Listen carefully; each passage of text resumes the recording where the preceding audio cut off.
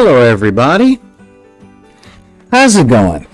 I am Solar Gray, and welcome to the Hobby Hall. Okay, this is the show where you guys make stuff with us, and it's pretty awesome. So, how can I put this? I hope you guys got the announcements, you gathered up your stuff. If you haven't, let's take a look at what you guys are gonna need for today's thing. Today, you guys are gonna need some foam core, well, preferably from the dollar store, and that's a possibility. Some acrylic craft paint, a razor, some PVA glue like Elmer's glue or wood glue or something. You also are gonna need a razor, something to cut some stuff with. Some dried herbs. Now, dried herbs, they're optional, but I like to use them when I run out of flock, which is what we're going to be talking about today. Maybe a dead cereal box. Definitely some stir sticks and tongue depressors. Some tile grout, or some spackle. Just some kind of, I guess you could say, polyfiller, some kind of adhesive, or not adhesive, but like some kind of drywall mud or something like that. And of course, some paint brushes, craft and house paint brushes. So this is some good stuff. All right. Now I'll tell you the initial investment. Oh yeah, the acrylic craft paint. The initial investment, it'll probably set you back about $35-40, depending on how much you want to stock up. Now, since I do this, and I've been doing this for a little while, I spend roughly about $300 a year. Okay, $300 a year on my crafting materials. And, honestly, it's a big investment for me. You don't have to do that, because most people, when it comes to crafting, well, some people like to craft just for the sake of one project, and that is not terrible. But honestly, I don't really like spending more than maybe $5 to $10 per big project, you know what I mean? This one today actually cost me a little more because I bought a material that I didn't know was available, and it was a little costly, and there are ways to cut that cost, but I was running low on time today, and we're going to go over a couple of interesting things. This is where the triad of creation really takes a hold. The triad, of course, being good, fast, cheap. You can have two. So if you notice, the music today is a little chill, because crafting should be fun. All the stuff that we do should be a little bit fun. So yeah, and once we get all the stuff going that we need to get, we'll head over to the hobby hall. But first, I do want to talk to you guys really quickly about other ways that you guys can, help us out here, and all that jazz. And how can you do that? Well, the number one way that you guys can really help us out is by subscribing. Okay, if you guys can subscribe, if you've got the cash and all that stuff, that would be amazing if you guys could do that. Primarily because, Mr. Twitch is over here, and he's like, I want people to subscribe. And I'm like, I'll try and convince them. So that's the number one thing I'm trying to do over there. And there are a couple of ways that you can really help us out with all this one. So that's a really big thing. Of course, subscribing, following. Now, this is our Friday show. So every Friday, we're going to be doing stuff like this. Grab the kids, grab the family, come on into the crafting space, and that'll give you something to do, especially in those long times. Wow, this is why Clever Little Vixen is our VIP. Use your Amazon Prime if you haven't used it. Like if you're going to use your Amazon Prime to subscribe to a channel on Twitch, make it this one. I appreciate that. And if you want to help us out even faster and more directly, you can do so by heading over to patreon.com/BID_P and subscribing as a decker. You get a bunch of cool stuff. I'm talking lots of gaming aids, one-on-ones with me when it comes to understanding stuff, or just if you need to talk, that kind of thing. I love talking to people via Zoom, that kind of thing. And yeah, we can talk about a whole bunch of different stuff. We also give really cool stuff. Like, I don't just craft, I make our merch. This is a Cthulhu dice roller. And yeah, I'm really happy at how this thing turned out. I haven't started painting it yet, but this isn't for me to paint. This actually goes to one of the people on our king tier, because our queens and our kings and our aces get really, really, really cool stuff. Not to say that our jacks and our queens don't, but they also get really, really cool stuff. So what kind of cool stuff? Well, that's what this show is about. I talk a lot about how on this show, and this channel, this YouTube or this Twitch channel, we make a lot of our own gear. As a matter of fact, we make most of our merchandise here, and I put this show up to show you guys how it's done, and what handcrafted actually means. And handcrafted does not mean low quality. One of the things I try and tell everyone, no matter what I'm teaching them, role-playing games, music, miniature painting, all of those things. It is a great example of you get what you give. So the more you put in it the proper way, the more you get out of it. And I really do appreciate that. Not to mention our patrons on our royalty tier really help out with the community stuff that I like to do to actually teach people this stuff in real life in places like community centers and churches and things like that. Because where I grew up, there wasn't a whole lot of this going on. Not as in depth as we go here. Like, we were taught what a diorama was, but not really how to make it and where to get all that other stuff. If you guys, how to get the materials to make the really cool stuff that we saw. And that was always really discouraging to me. And over the years, I went to places that didn't teach like that.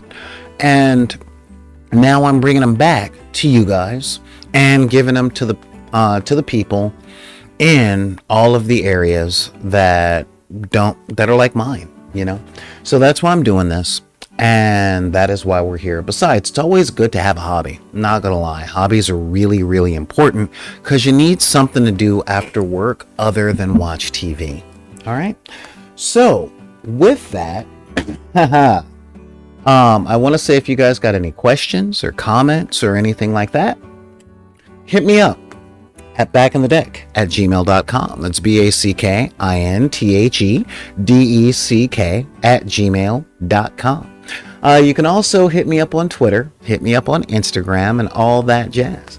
I know you guys got those social medias. We all do, whether or not we want to admit it.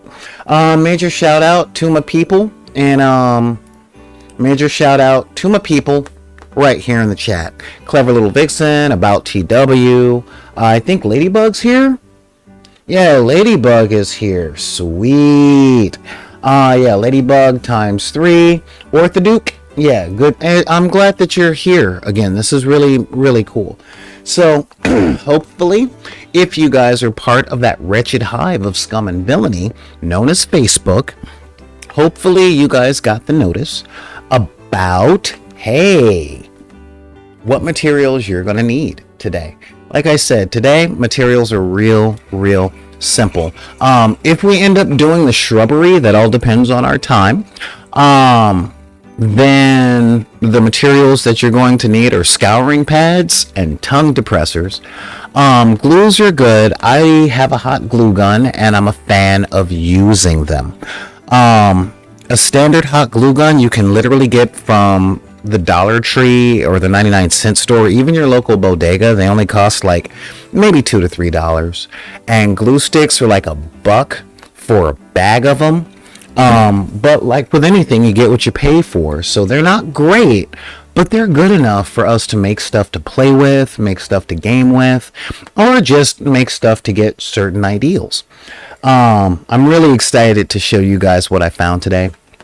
And yeah, we're going to get to that. But first, I have to run a commercial because I've been here for a few minutes. Now, I'm only running one commercial break from here because most of the studio is controlled from here.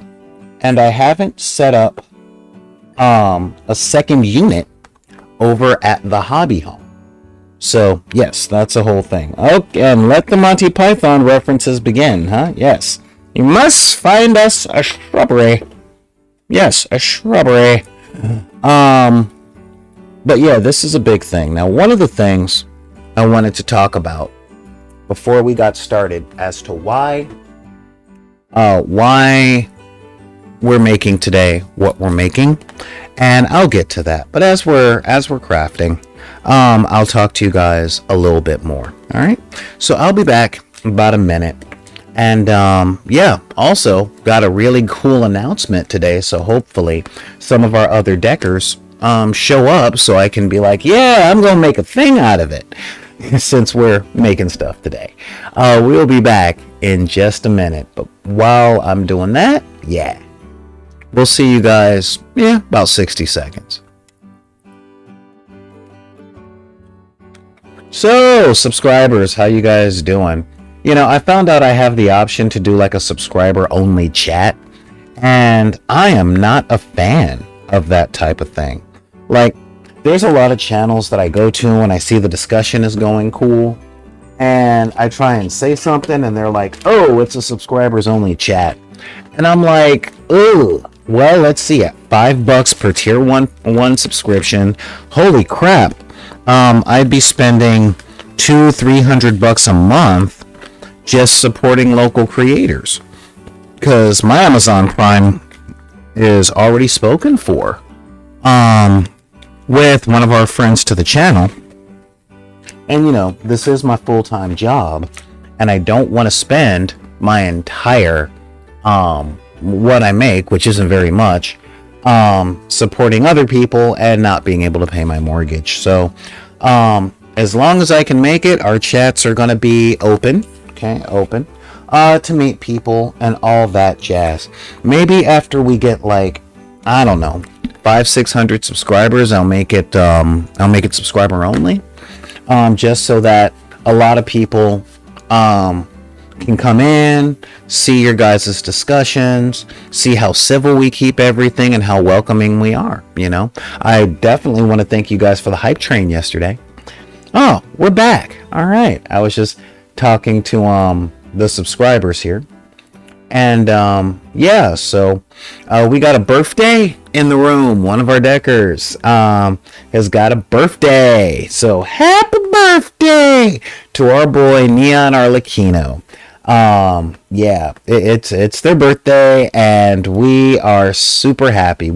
I honestly wish they were here right now so we can be like, happy birthday, Neon, yeah, what's up, woohoo. But hey, you know what, he's not here, probably at work, you know, like the rest of us, maybe doing the getting yelled at thing, I don't know. But when you watch this on VOD, happy birthday, man. You know, you've been one of our good ones. A little weird, but cool. So yeah, one of the reasons, I gotta turn the music down, don't I? Yeah, sorry, the music is just so mellow. There we are.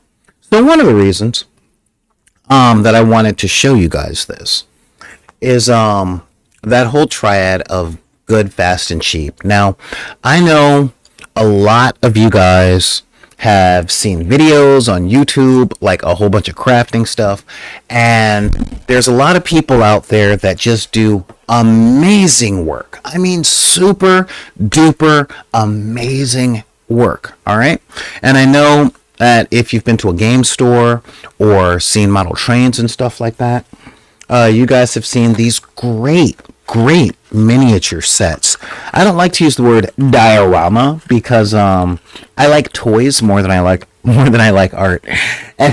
And yeah, when it comes to toys, I'm all about playing with toys.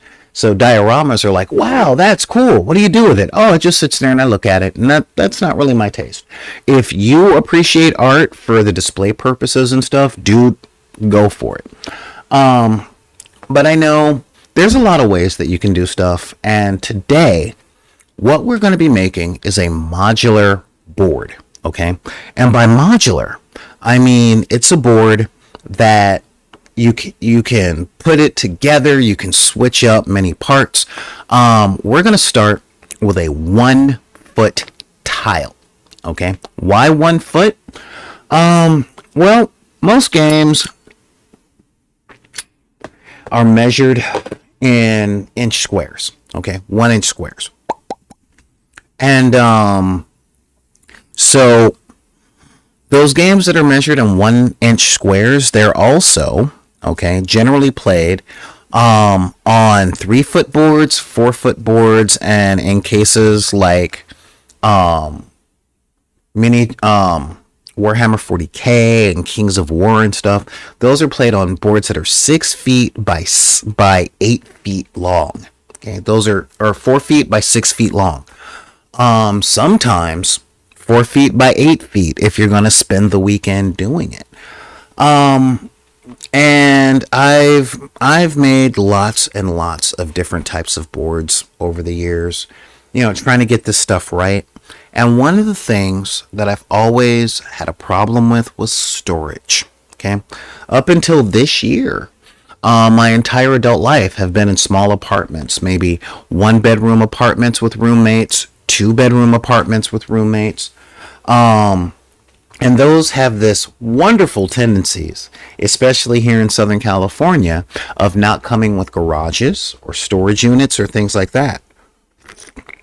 Now, storage units cost $200-300 extra a month, and we ain't all got that kind of money. So I've been working on ways to have a lot of the cool stuff that I want. Okay. But having places to put it.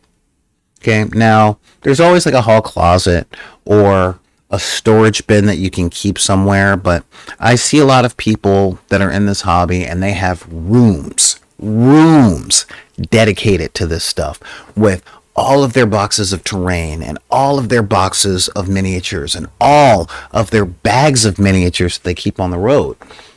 And I just don't have that kind of space. So I'm like, okay, well, how can I have this stuff, use this stuff in ways that are kind of fun and still have stuff look kind of cool? Now, there are hundreds of battle mats out there, and I like battle mats. I really do. Especially when I'm on my motorcycle and I'm going on the road. And I've bought quite a few over the years, you know. And when I see games being played on battle mats and things like that, I'm like, that's kind of cool and all that stuff.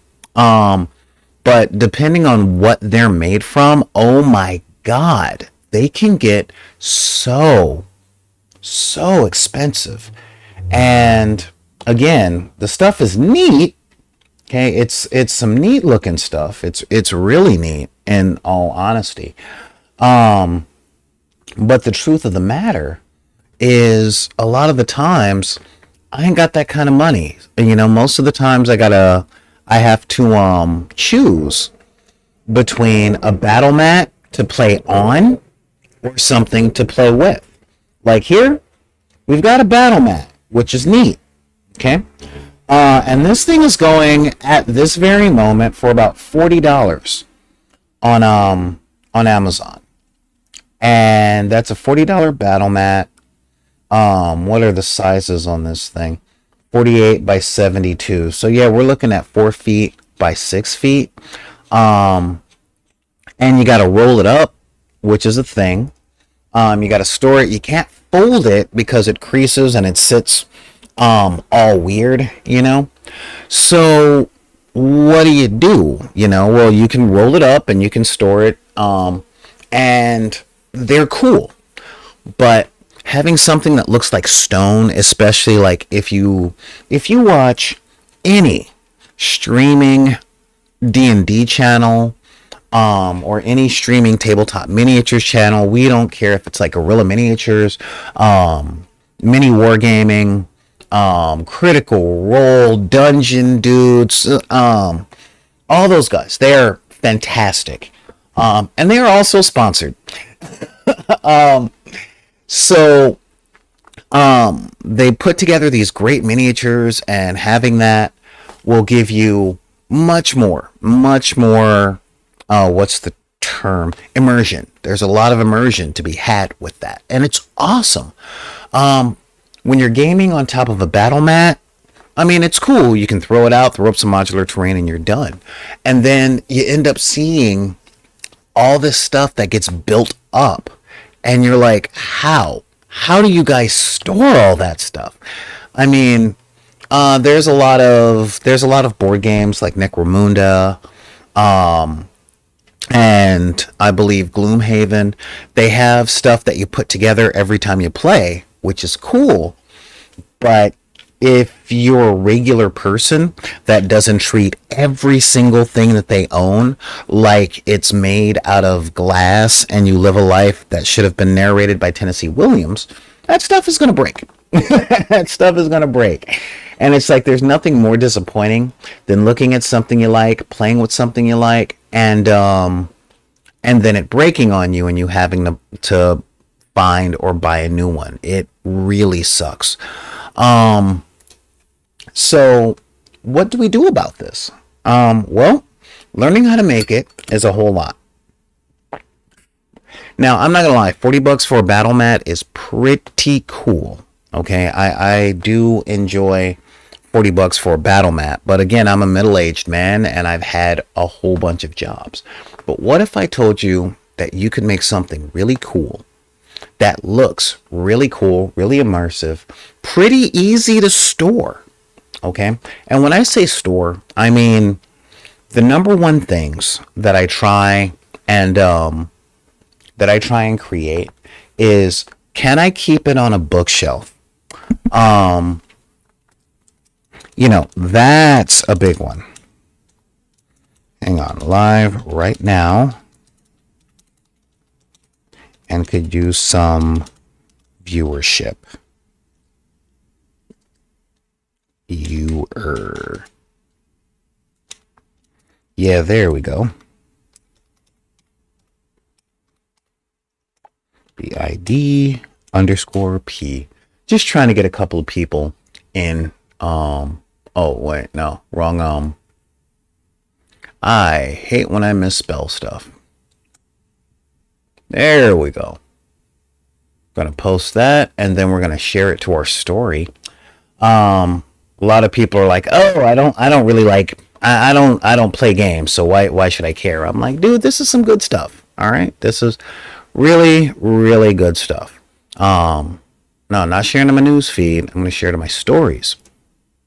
Stories, more option. Yeah, share to story. Huh.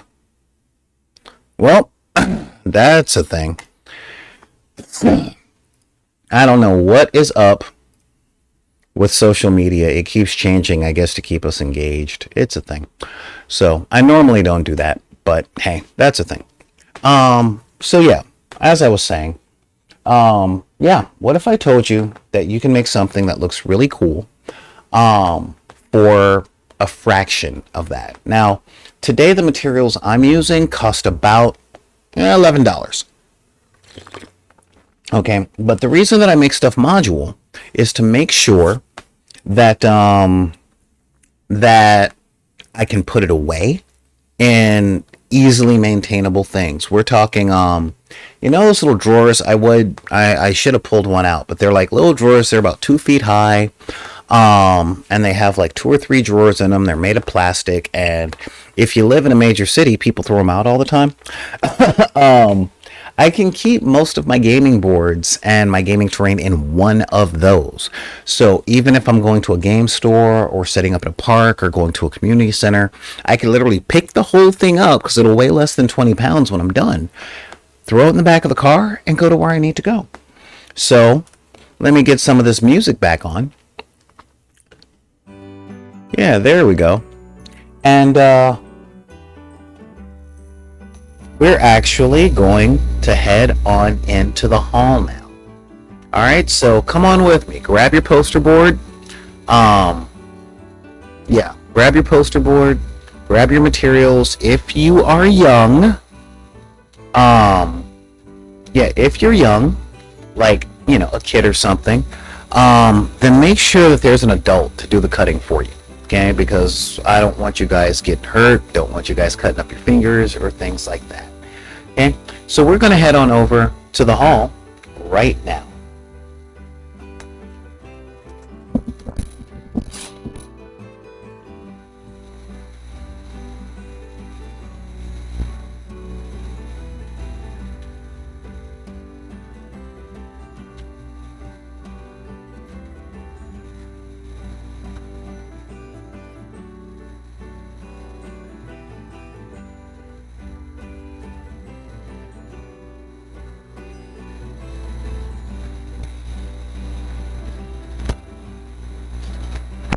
I hope you guys can hear me. Pretty sure you guys can. But yeah, setting up everything so I can hear the chat too. Or at least so I can look at the chat. Funny, I didn't get the thing. Oh, there it is. That's fun. So, today we are going... No thanks. Oh, there we go. Where is my picture? So, there we go. Oh, there. Alright, I'm just going to turn this down. Alright. Cool. I know I sound far from the mic. So we're just going to move this over just a little bit. Move the mic a little closer where I can be. There you go. How's that? Are we good?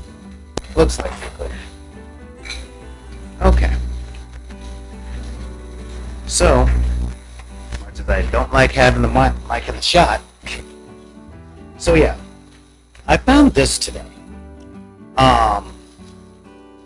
at my local store. Now, around the corner from my house is this big old place that was once a grocery store way back in the before times. And by that I mean when I was a child. And now it's something called a Crazy Q, which is a cross between like a Dollar Tree and a bodega. It's weird. But it's got a little craft section. It's a little bit more expensive than a 99-cent store. It's like a $1.29 store. But they had these here for $1 and a dime. And that was kind of neat. So I picked up some of these because they measure out, at least they say, they're 12 inches by 12 inches. And that's fine. This makes life really easy. So let's open this thing up. And all it is a piece of cardboard or a piece of styrofoam that is a foot by a foot. Now you can probably pick these up from Michael's and stuff. I tend to stay by the bodegas. But another place that you can get this stuff is Home Depot. And for 15, 20 bucks, you can pick up, and this is like, a half inch, about a half inch thick. Um, yeah, yeah, it's about half an inch thick, which is kind of neat. And that saves a lot of cutting. I've been thinking about setting up a foam cutter so that I can make these things and push them through like that with a little half-inch thing at the top, kind of like a planer, you know. But that's another project, another day. I think I might even have all the materials, which would be neat. But this right here is the tile. Now, one of the things I do, regardless of what kind of tile I'm making, be it fantasy, sci-fi, desert, post-apocalyptic, forest, or whatever, I try and keep, well, I have two size tiles. I've got, white block tiles, which are like these, and these are like 1.25 inches. Okay, these are 1.25 inches instead of 1 inch. I like that measurement because I use 30mm bases. Okay. Oh wait, hang on. You should be able to see this a little better there. Yeah, see, I like these, and I have these up, and I put them here. Ooh, look at that. It's like, I'm a little alien. And the 1 inch tiles are very, very, they're smaller, and, you know, I'm not a big stickler, but I know that a lot of people are sticklers. All right. So what we're going to do here, we go back to our overhead shot, is we're going to take this 1 foot by 1 foot thing. All right, and this is awesome. Okay, these things are awesome. Now, as you guys know, I'm into a lot of skirmish games. So with a skirmish game, you end up having a lot of games that are on 3-foot boards or 4-foot boards. So let's see how big this thing actually is. This is 12 inches light, which is fine. I'm good with 12 light inches. Yeah, what we got here? 12 inches. Is it perfectly square? Actually, no. Yeah, this is like 12 inches light, which is 12. It's 11 1/8 by 12, and whatever. It's not really that critical. If it is, you might be playing with the wrong person. And there's a lot of things that you can do with this. But we're going to go for kind of a grayish post-apocalyptic landscape. Now, the first thing that we are going to do, okay, with this is really think about it and be like, you know what? It's a ground. Now, I don't know where you live, but even in places that have been completely paved, grounds are never straight. So what we're going to do is we are going to start with our hobby knife. Okay, I love our hobby knife. Now my hobby knife, a little old for the wear. Look at this guy. Okay, and most of the time that you're cutting styrofoam, you should totally have fresh and sharp blades. Okay. Again, I get my blades from the bodega. They're like 10 of them. They're literally like a dime a dozen. I mean, it's not that critical. But one of the things that I want to do here, and this is something really neat that I enjoy, is I want to add cracks to the ground. Cracks to the ground. So I'm going to take like a little bitty screwdriver. This can also work with a pencil if you have one, but just in case you don't, I'm going to use one of these. Okay, and what we're going to do is we're going to draw just crack patterns. Okay, just little crack patterns. You know what? Since this is all the flaky, foamy stuff, we're going to cut these in. Boom, boom. Just cut in some random cracking. You know, what's important is that most of the cracks have straight-ish angles. Okay. And it's gotta be uniform.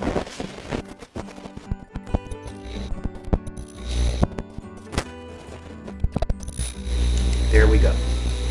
All right. You can do this with a heat gun. I like using a butane lighter for styrofoam because what we're going to do is we're going to take this perfectly straight angle. Okay, check it. This perfectly straight angle here. It's all flat, kind of boring. And we're going to add some texture by burning parts of it. All right? So put on a mask. Make sure that you're a fair distance away. And we're going to take this. And as you guys can see, it doesn't take a whole lot of work. Okay? And we're just going to add a little pitting to the ground. This does a couple of different things. Now, I'm sure you're noticing I'm pretty far away from the top. Okay? Pretty far away from the top. And this just adds a little bit of ground texture. Okay? Just a little bit of ground texture to our thing. Some divots. This is really good if you're making hills. All right. So, and if we take a look up, now you can see the pitting in this, and that is going to be made a lot more apparent.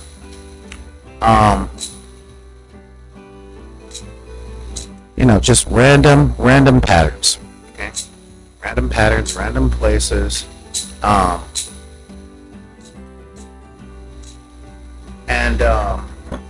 This pitting and this stuff, this makes it feel a lot more natural. Okay.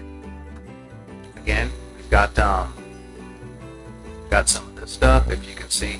Yeah, you see how it's all, I like that. Okay. Now, why do we bother? Okay. Well, this adds a little bit of natural texturing. Okay. It doesn't take all that long. And a really big thing on this is ground is very rarely level. Lighter's having a bit of a problem here. There's just a little bit of heat. And again, you can do this with a heat gun if you got one.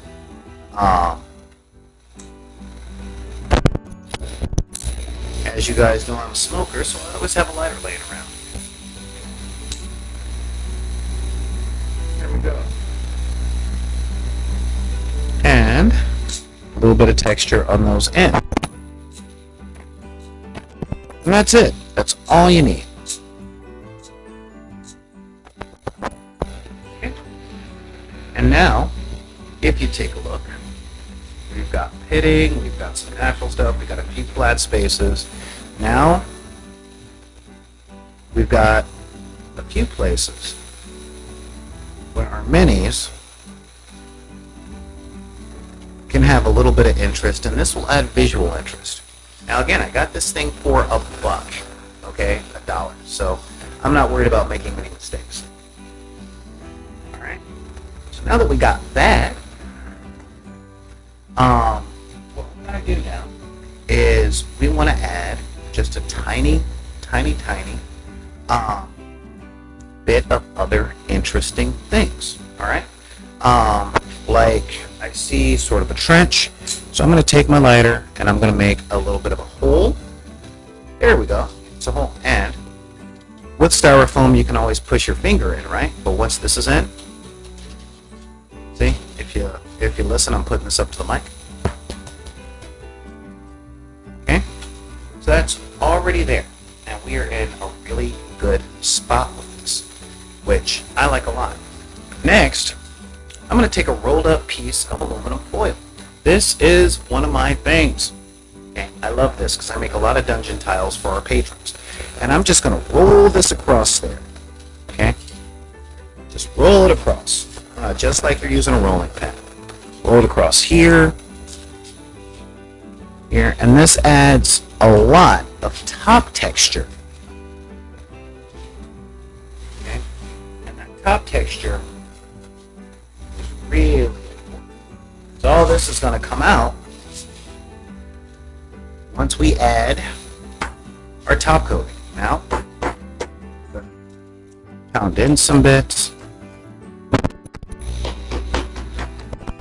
Okay. And there we go. Super easy, super simple. And now for this very next thing, okay? This very next thing. Very next thing is going to be simple. In here, I have a little bit of water, okay? Just a little bit. I'm just going to add a little bit of water to my thing. And we're going to take some water, some brown acrylic paint. Now this is cheap stuff. I got this off of Amazon. Okay, yeah, I got this stuff off of Amazon. It came in a really big thing, but any acrylic paint will do. I'm gonna add some white just to desaturate color a little bit, and I'm gonna take a great big dirty brush, big and dirty. Okay, I used this last night. I didn't clean it, so always make sure to take care of your tools. There we go. Good. There we are. Now we got bristles and stuff going again. And all we're going to do is mix up all this stuff. Mix it. Mix it good. Okay, you see how the brown is coming out? Lightening up just a little bit. Okay. And again, this is just an old dirty brush. It's not that critical to get this absolutely right. And now, we're just gonna paint it. This is the bottom coat, okay? But you know, this is okay. So,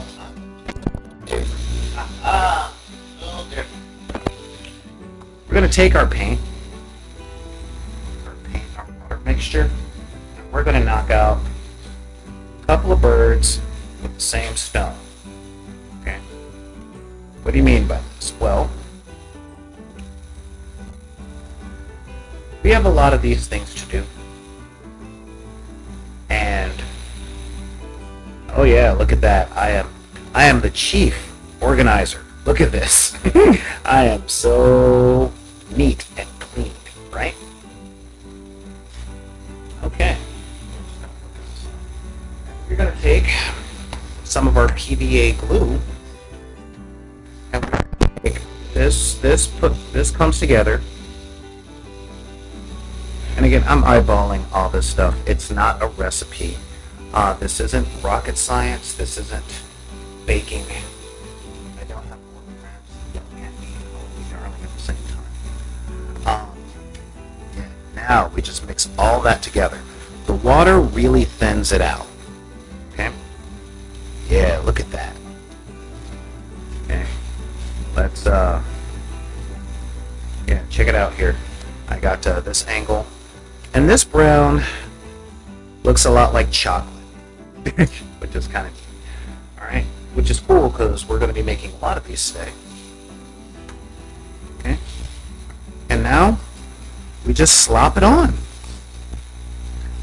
Don't worry if you get debris and all that stuff in. That's why I'm using a dirty brush on this, because truthfully, any debris and stuff you might have,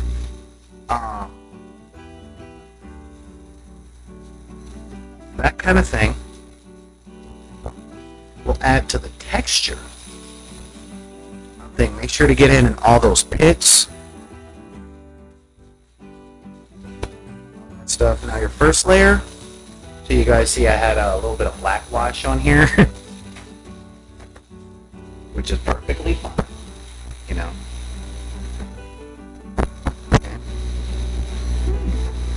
Now this paint that I have seems to be a little bit grainy, so it's not great for miniatures, but that's fine too, you know. We're making a board. Okay? And the big thing is, don't get discouraged. Don't be mad at yourself for stuff not looking the way that you want it to look the moment you put the brush down. Okay? It's not that critical. Again, we're making toys. Alright? Toys get bashed, battered. Um, you know, you use the stuff, it's gonna be a little weird. And again, ain't nothing wrong with that. Now, I'm doing this in brown. After this coat dries, we're going to go over this with a nice gray, because I want to make I'm making sort of industrial-ish terrain type of thing. You know, I like I like factories and warehouses and stuff. So that's where I'm going with this. Because, yeah, I don't really want us to have to deal too hard with blocking today. Alright, but we are going to be doing some blocking. And blocking is easy. It's quick. Alright. Yes, look at that. Okay. Now, why did I add the Elmer's glue? Well, once the Elmer's glue dries, it'll make this nice and solid. Okay, really, really solid. And the Elmer's glue, what's important? Get these sides too, guys. Yeah, the Elmer's glue will give us a protective barrier if we want to spray paint it, which I'm a big fan of this stuff called Plastidip, and it comes in a spray can. Now, this stuff is like $8, but it's rubber. It's spray can rubber, and I think that is just plain awesome, because a whole lot of people, a whole lot of skeptics will look at your stuff going, well, it slips and all that other stuff, and it's like, dude, stop it. Okay, we don't want the holodeck. What is something to play with? Okay. Now, interesting thing. Why do we use one foot boards? Well, if you're dealing with something that's like that uses a 1-inch grid or something like that, say like D&D. Okay. This one board is big enough for an encounter. Okay. Put down, and this one can be like, if I let this brown dry and I sprinkle some rocks, maybe some grass flocking, boom, this is a forest tile. Okay, but we're not done. Okay, now that we have that done, we're going to add just a little bit of texture, just a little bit. Okay, and I'm a big fan of texture, like I said. So, the texture that we're going to have comes from one of my favorite ingredients. Now, I have it here in a cracker container, because these crackers came in these little buckets. What this is extra fine,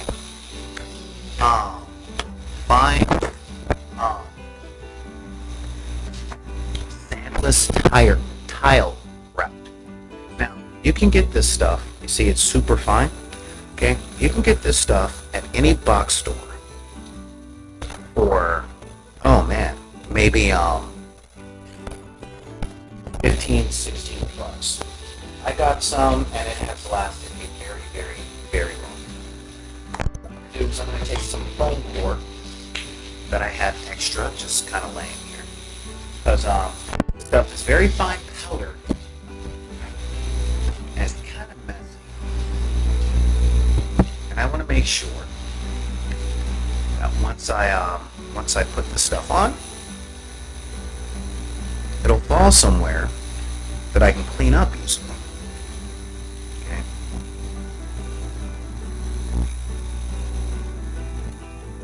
There we go. Just a little bit there. Then we're just gonna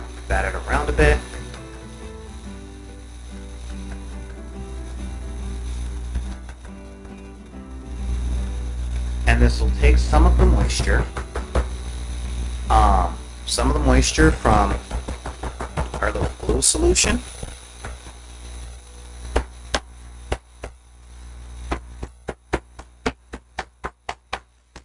And it'll stick with a couple of different textures. Okay? Just, knock it off. Okay? And once we get all this stuff on here, you will so see a difference between what we started with and where we're at. And if you guys notice, this didn't take that long. Okay?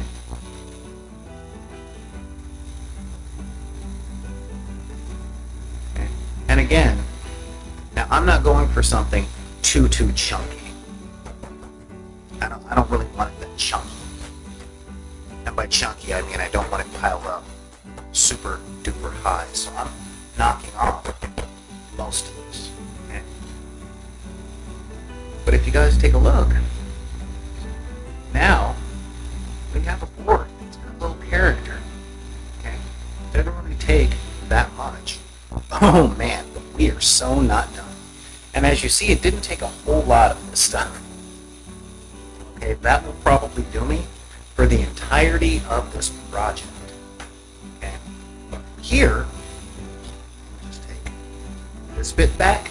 Ooh, look at all that. Yeah, now again, this stuff is really fine, so you should keep distance from it with your hand.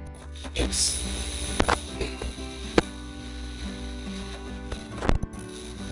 Now,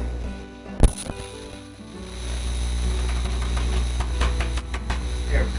Just put it in there. And yeah. So this is already looking like totally doable. I'm liking this. We're not done. Okay.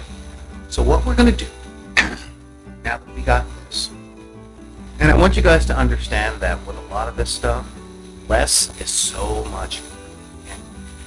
Is we're going to take some black wash. Now this is my personal black wash. I use some ink that I bought like 10 years ago, and I mean just serious plain old ink, right? And put in some water. Okay, just ink, water, and again, this is like calligraphy ink or something. And as you see, I'm taking my dirty thing and I'm just cleaning it off. Okay.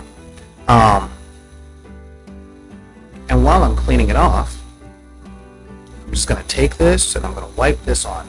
Real light touch. Okay. And this will do two things. One, this will give us a dark color. Okay. A darker color. It'll deepen those browns. The tile grout that I got was a dark brown. It comes in a lot of different colors. Okay, and but this stuff will deepen the brown, activate that tile grout, because the tile grout is literally just add water. Okay, and it'll get in to the places where all that pitting happened, and that is some pretty cool stuff. Okay. It'll show your holes that were maybe put there in battles previous, you know. And this is a really big, really cool, and a really interesting way to get some character out of a board. Okay? And yeah, if you guys are thinking, man, this is easy. Like, why'd I even tune in? I could have come up with this. Yeah. You totally could have come in with this. This stuff is not that critical. Okay, a lot of the times that we think we can't do stuff is because we give professional stuff, especially things that we see on the TV, way more credit than they require. Not more than they deserve, okay, but a lot more credit than things actually require. Okay, so yeah, and now I'm going to do something with this tile while I've got it here, because I have to put this aside to dry, and we're going to do this like 8 more times. Okay. Um, Now, one of the best things to do is let all this harden. Okay, it'll probably be like a hardening overnight thing. Um, Depending on how wet you get it and all that jazz. But yeah, serious and real talk. Um, See, I'm patting all this down, and yeah, check it out. I'm here, and the tile grout gives it kind of a muddy effect. Okay. Now, there's a second ingredient that I use, and again, don't get this stuff if you don't have anywhere to put it. But if you go to, say, any construction site, you can get this next thing that I got in the volume under which you will probably need it, literally for free, just like a smile. Let them know what you're doing. Let them know how you want to use it, because this is going to add a little bit of rough texture.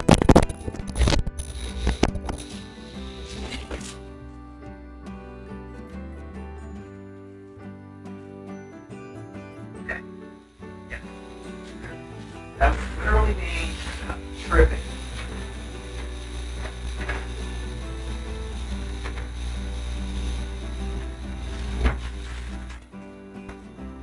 And this next little thing right here, okay? This thing right here is less than a Dixie cup full of cement. Okay, I am not joking. Just plain cement. You know, the stuff that's like $5 for like 90 pounds of it. And we're just going to add a tiny bit to this mixture because it's sopping wet. And this will do two things. One, this will soak up some of that water, okay? And cement has little bits of sand and stuff in it. So this will add a lot of ground texture.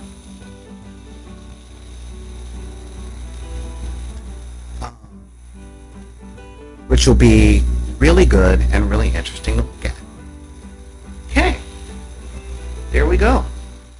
And now I'm going to find myself a towel, and we're just going to bat and dab. I'm going to take a towel, and we're just going to dab. If you got paper towels, cool. I'm out of paper towels right now. And that's it, just a light hand, a little bit of a patty pat, pat. Okay, to soak up some of the excess water. If you're going to use a regular real towel, then for heaven's sake, throw it in the washing machine after. Okay, there we go. And, you don't want to soak it all up, just dab it away so that when you pick this up and put it aside, it doesn't drip. Alright? And there we go, look at this thing. We got it all pitted and nice. Now, as it stands, when this thing dries, it'll be great for games like Star Wars, Gaslands,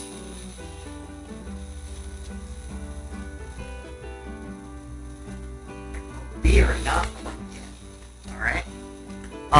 Just to add a tiny bit more height and a little bit more stability. So you're going to grab this. This, my friend, is literally a tile, a linoleum tile. They are maybe 12 inches by 12 inches, give or take. All right. And the thing is, and this is it's a little bendy, but it's less bendy than the styrofoam. Okay, these things actually come with a glue backing, and there may be a quarter each. Okay, from Home Depot, from Lowe's.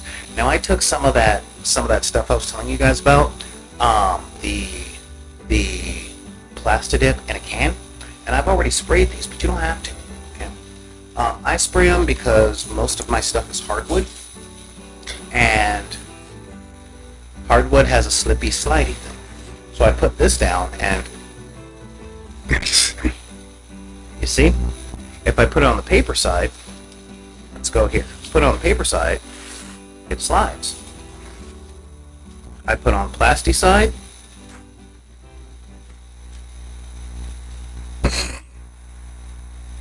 the difference betwixt the twain? It's actually pretty awesome. So we're just going to peel off the top, or peel off the paper that comes with this. We're going to square this up as best as we can. Now, whenever I'm squaring, I like to square up my corner with another corner, and then try and make sure that my edge is on my edge, beyond knowing that I'm going to get it wrong. I'm not going to do it properly. But if I get just a little lucky, okay, just a little, and see, once you peel this, it's really, really sticky. Okay. That's what we're going to do. Now you might be asking, hey, Solar, couldn't we just do this before we started burning and painting and pitting? And the answer is totally. You could totally do this before. Okay? Nothing stopping you. Again, this is your project. Okay? But the order of operations on this doesn't really matter. Alright? What does matter, making sure that it's on there. Okay? So I'm just going to take that sticky paper and push it on down. Push it down. Push it down. Push it down. This also kind of sets in some of our texture. Okay? Pushing it on down. I'll take my thing and get rid of some of that accidental texture that I put down there. Okay? Just some, because I don't want wavy things. I'm not making a river. Okay? That's it. That's a tile. And once this thing dries and solidifies, I'm going to add another quick layer of this stuff on the side. You know, just some of my bombing. Okay? A little bit of my bomb right here on the side. Okay.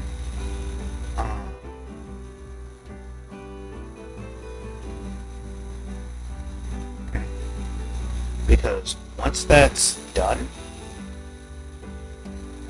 I'll be able to spray paint this. I'm not going to today, but I'll be able to spray paint it if I want to. A nice like black. If I want to go for gray, I could prime it. I can cover the whole thing in this rubber after this is done. Ooh, yeah. Okay, I got a bunch of I didn't dust this off properly, but that's fine. See, got a little bit more. And once this stuff dries and cures and all that jazz, okay, it will be amazing. Okay. So there we go. Now that is one singular dungeon tile. Okay, just one. One little tile.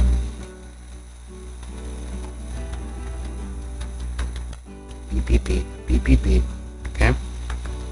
And again, once this stuff dries, we'll be ready for the next paint job.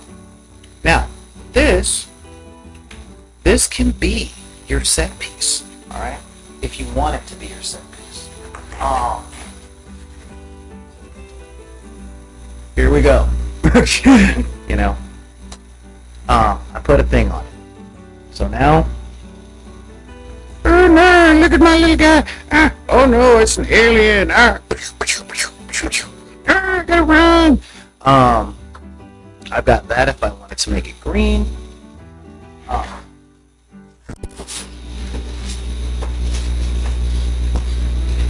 If I wanted to add fortifications.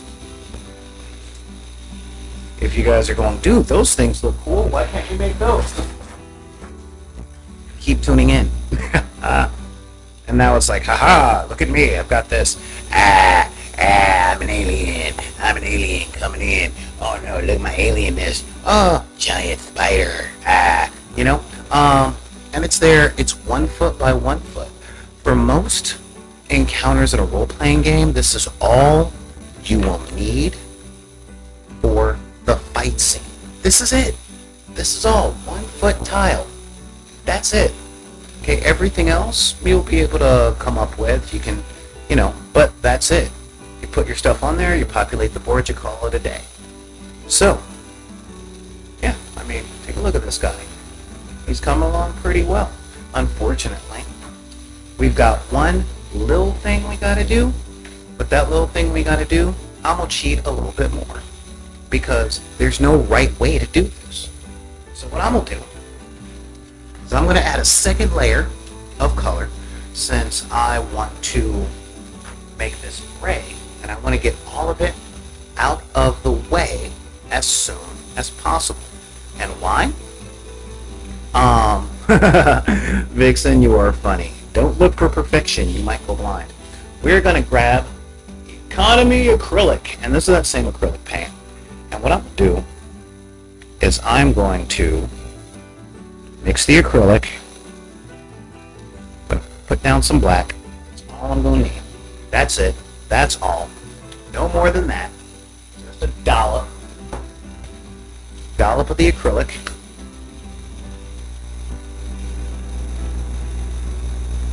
One or two good drops of white. And again, notice I haven't cleaned my brush yet. It's because I'm going for industrial grime.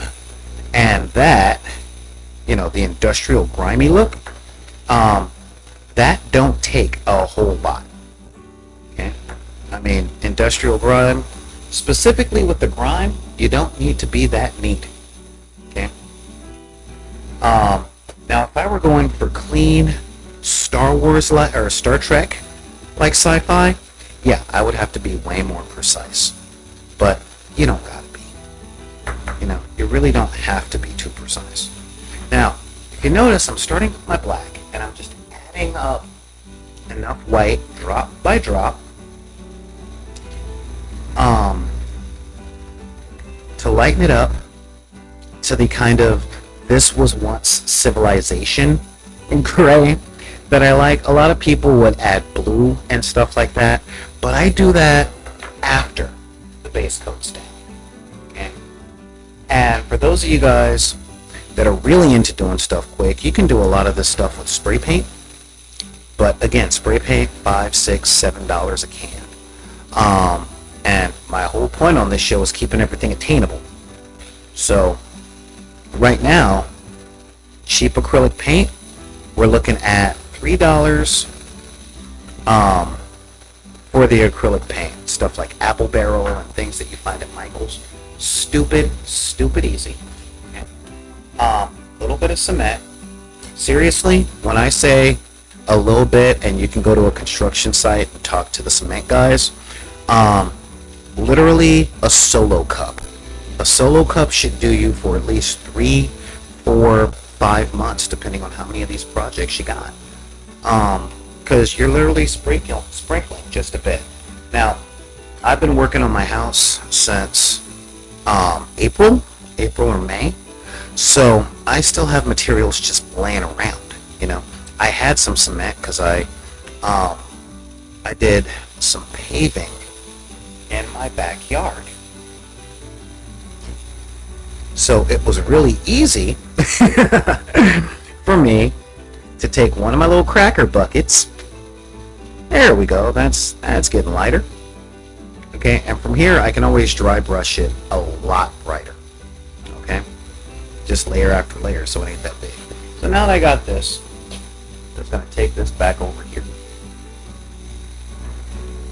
and we are gonna paint. Okay, seriously, it's really that easy. Okay.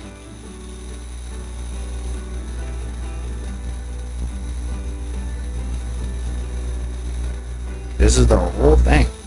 Now, it's actually funny because, as you guys know, if you're long viewers to the channel, I talk a lot of crap about Games Workshop as a company and the culture that they infuse, but no lie, like real talk, 40K in essence is a really fun game. as a lot of you guys know, I prefer the game Grimdark Future,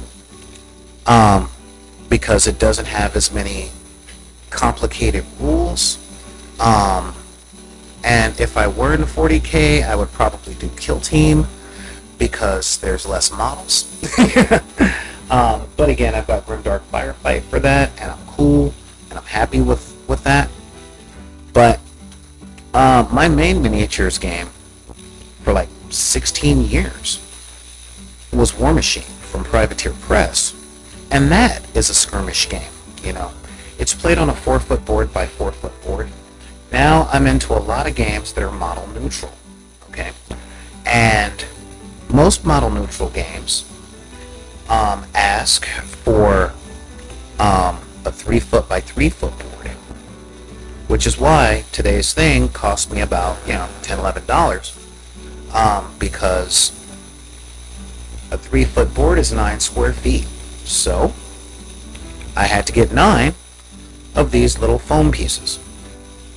Okay, but this board here, I'll be able to keep in my living room, or on my bookshelf over in my dining room for when my girl and I want to play a game, be it Stargrave or Grimdark Firefight or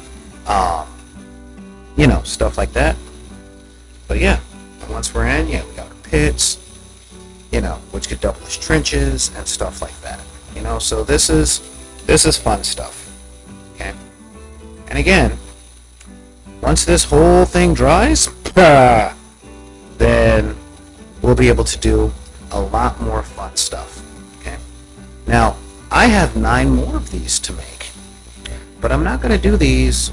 I'm not going to do them here with you right now, because I don't think you guys would be interested in just watching me paint the same thing over and over and over.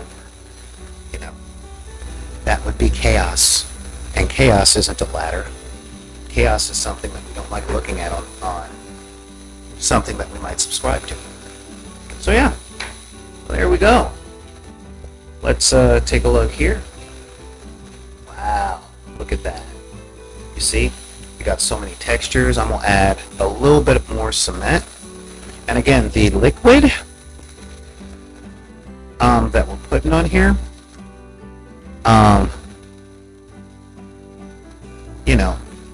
the liquid holds up and activates the key ingredients on here. Yeah, that's good. Look at that. Oh, look at that. Yeah. See, that's some good stuff. Okay, and that's it. And then we do that 9 more times. I'm gonna head back over to my normal station for a hot minute, and what I'll do is take a look at this now. Yeah, you guys see that it's really shiny. It's shiny, but we're gonna make some other stuff to put on these boards, because what's the point of having a board if you don't have anything cool and fun and easy to put on it? That's kind of the thing. So yeah, we'll be I'm gonna head back over and talk to you guys about that. So yeah, this is fun.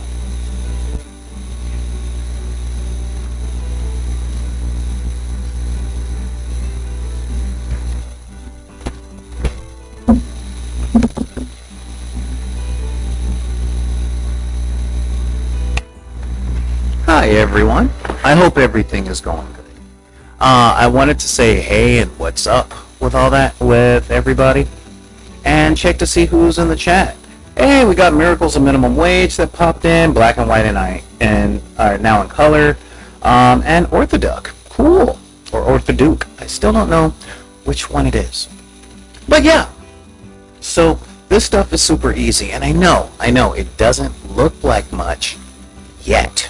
All right, it doesn't look like a whole lot of really cool stuff yet, but I promise you, this stuff is going to look amazing. So we're going to do a couple of other things, because I got some spare stuff laying around. And the spare stuff that I got laying around is, it's mostly garbage. That's just what it is, and I don't like that it's mostly garbage, but it is mostly garbage. Let me check out the channel. Yeah, black and white now in color. It's literally called tile grout. Okay, it's $14, and you get like 5 pounds of it. So as long as you have like somewhere to store it, like underneath underneath something like a sink, then yeah, you'll have it. If you don't really want to get cement or anything, I tend to use espresso. As you guys know, I drink a lot of coffee. So if you want to do some good stuff like that, open up your Keurig pods and spread out the used coffee grounds onto like a pan with some aluminum foil in it, and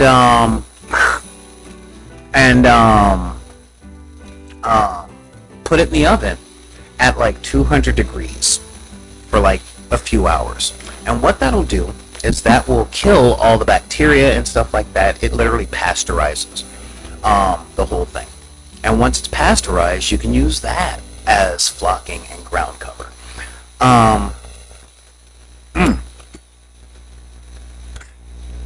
There we go. So yeah, these are really, really, really simple techniques that you can do. And as you see, that took less than an hour. If I was thinking,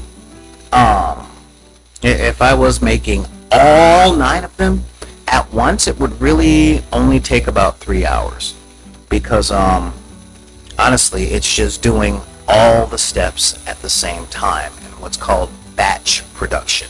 Okay, so I would be able to lay out all 9, and I would be able to run my lighter and do all of that stuff over everything, and then I can do all of the mush making, the stuff with the tile grout, or if I wanted to, I could take some spackling compound, like something like this for smaller pieces. I got this laying around. Like I said, I've been doing stuff on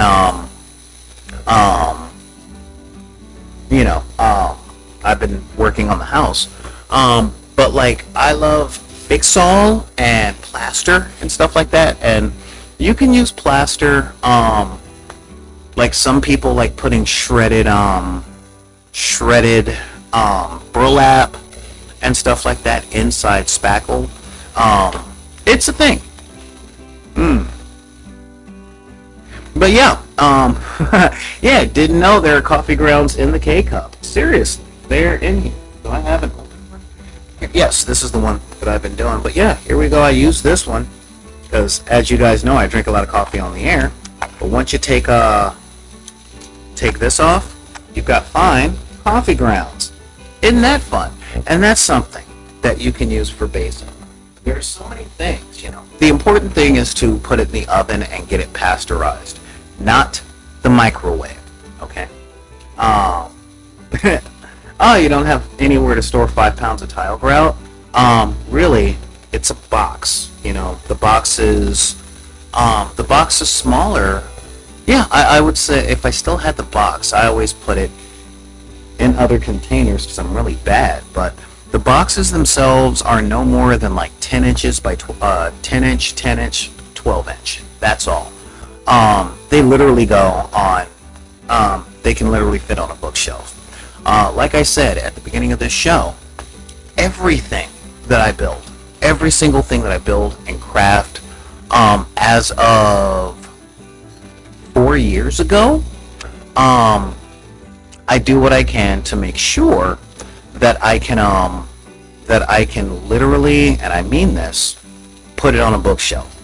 Now, the fun part about these things is if you really like your flocking, like I have a thing here that I keep. These were some of the first boards that I made.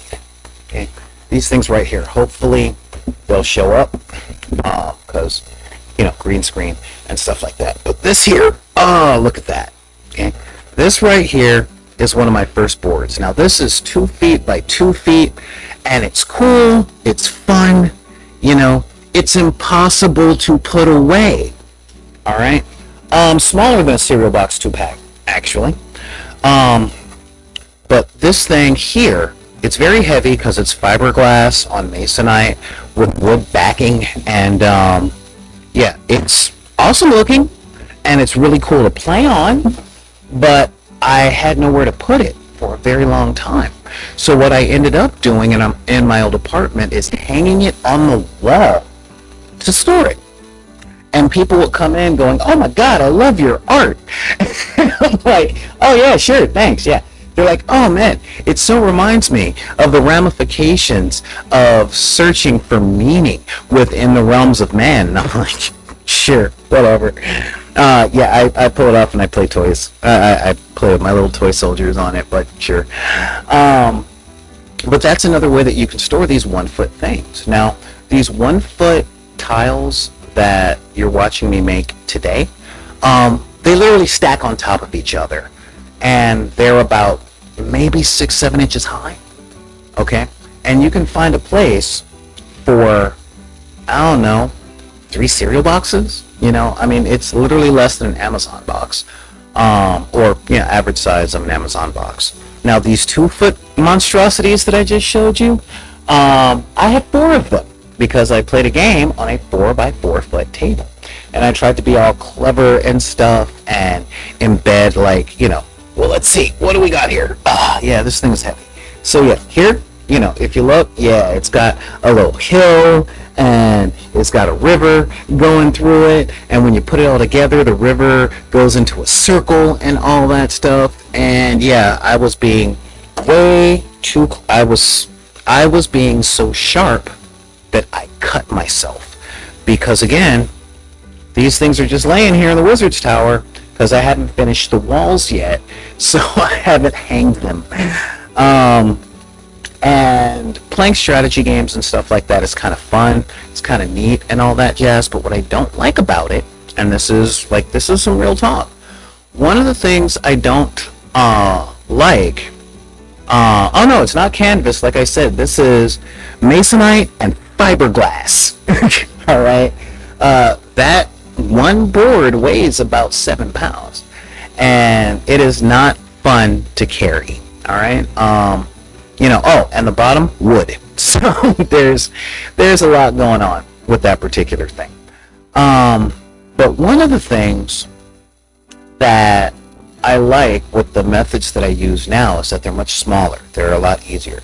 Everything I'm showing you guys how to make, I strap to my motorcycle and I take to clubs, and I take to public parks, and with that, playing these games and showing these games to people, it's all neat, These particular things, like, I'm not gonna lie, the tiles are you don't have to put the linoleum tile on the bottom. If you have the money, you can buy masonite from Home Depot or Lowe's and have the guy cut it into 1-foot squares. I used to do that all the time when I had a lot more disposable income. Now, all of these costs add up, thing after thing after thing. But one of the things I want to show you guys is something that I saw years ago. Okay, let's see, modular gaming table. And nope. Oh, modular gaming table, Games Workshop. Now, they had this thing, and they don't have it anymore. That was a modular gaming table for tabletop miniatures. And it was 4 2-foot pieces of plastic, and it was vacuum formed, and it was cool. I'm not gonna lie, it was cool. I looked at it and I wanted one, except it only had 2 configurations. All right, it had the hill and the valley. And that's it. That's all it had. It had a hill, it had a valley, and if you wanted more than that, either buy more or shut up. And I wasn't a big fan of that because, one, the price for the base set, the 4 2x2 foot pieces, was about $200. Okay, and they never sold any expansions, so you had to spend $200 on the base set, and then that would give you 4 tiles. But their game is played on 6 of those tiles. And they didn't sell the tiles in sets of 2, nor did they sell just plain flat ones. And they were impossible to store. A 2 foot by 2 foot thing is bigger than a folding tray, you know? Now, one of the things, you know, now if you have a 2 foot by 2 foot and a folding table, then you're in a pretty good spot. I'm not gonna lie. Because you can put it on a TV tray or 2 TV trays, and it'll stay pretty stable. Okay. Again, the downside is that that's the only thing you'll be playing on, and that 1 extra foot adds so much more dimension. You know, it lets you put up more stuff. But if you only want to do a 2 foot by 2 foot, then these squares that we made today, you need 4. That's it. 4 of them. Alright? If I'd had enough space on the table with the cameras and all that stuff, I would have done 4. You know? And that is really a good size for a fun little skirmish game. Now, I'm doing 3 foot by 3 foot because practically everything by Osprey Games, be it Rangers of Shadow Deep, Frostgrave, Stargrave, Gaslands, what else? Operation, I forgot the name of it, but it's Operation something. And the fact of the matter is, Operation Last Train. All those games are played on a 3 foot by 3 foot table. Now, Grimdark Firefight is played on a 4 foot by 4 foot table, but it also says, hey, play what you like. And one of the big things that I notice, and this is one of the things that I do, is when I decide to use a 2 foot by 2 foot board for my tabletop miniatures games, I use what are called coffee table rules, which is everything that you would have to measure, cut in half. So half the movement range, half the firing range, and half the range of all effects. Okay? And that actually does a lot. It gives you back your maneuverability and all that stuff. But I will say this. We got Black and White now in color, saying you've been trying to get someone to produce a folding wargaming table. Alright, that's very cool. Again, I thought about it, and then I realized that a poker table that I can get from the Goodwill is already 3 foot by 3 foot. I measured them, like one of those card tables that you keep behind the sofa, or I keep behind the sofa. And those are really good. You know, those are really, I love using those. And with these 1 foot tiles that I have, I can put all 9 of them on the table, play my game, and then call it a day. Alright, so let's get back to the hall, and let's make ourselves some shrubbery. Okay, because this stuff is really quick, really easy, and I've got the heat gun already up, so that is awesome.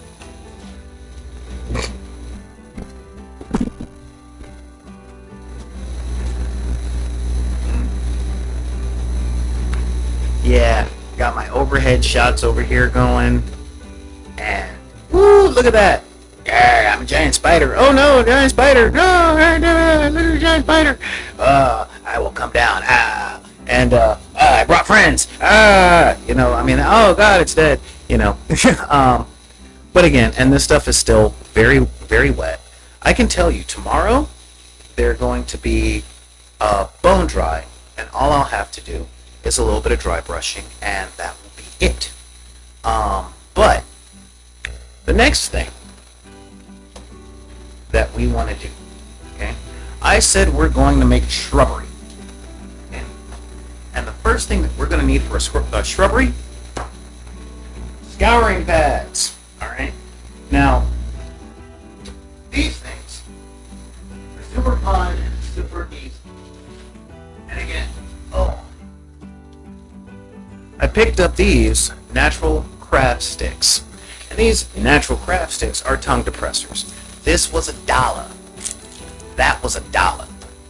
Okay? So let's make ourselves some shrubs. Alright? The first thing I'm going to do is I'm going to take some of these things, right? I'm just going to take some of these and get them out of my paint. Alright? And if you notice, the shrubbery is about the same size, which is great. That cuts down on all the work that we got to do. Alright? And now, we're going to make these things about 1 inch high. Okay? Yeah, about 1 inch high. So I've got like 3 lined up, which is good. We just need to make like 3 of them. Alright? So 3 of these guys. Boom. And, yeah, is that about 1 inch? Looks about 1 inch. Let's double check. I don't know how big this is. Turns out though, I've got other measuring tapes around here because I do a lot of things for wargaming, like I said.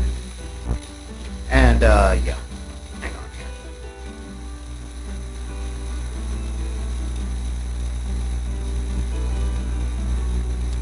Yeah, this thing is about 1 inch.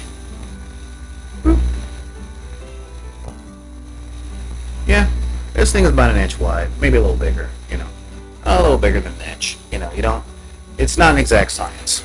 But yeah, so what we're going to do with this is we're going to take this and we're just going to cut 1 inch strips out of this. Now you can do this with scissors too. Okay, yeah, there we go. Okay, now that we got that, we're going to keep it together. Keep it together, man. Keep it together. And we're just going to finish cutting the strip. Yeah. There we go. And then we're going to do it again. Okay, just keep cutting out these 1 inch strips. And since we are making a shrubbery, they don't have to be precise. They don't have to be, perfect. These things are about 3 inches wide. Exactly what I need. Good. Okay, they don't have to be super precise. What's important is that we have a few of them. Now, 3 of them get you a nice thick hedge. Okay? Like, look at this thing. This thing is nice and thick. Right? But I'm going to go for just 2, okay, 2, because that's thick enough. And the next thing that we're going to do, okay, so with these, hey, we got half a dozen hedges. Half a dozen? Really? Hang on. Did I lose one? Yeah, it looks like I lost one. Because, yeah, there were 3. Okay, that got weird. Oh, no, that got weird. I missed one. Somewhere. 1, 2. 1, 2. 1, 2. 1, 2. That's weird because I made 3 of these. Yeah. I should have 6. I wonder where the other one went. If I could rewind, but that's okay. Like I said, it's not that critical. Okay? And so the first thing that we're going to do is we're going to open them up. We're going to take some hot glue.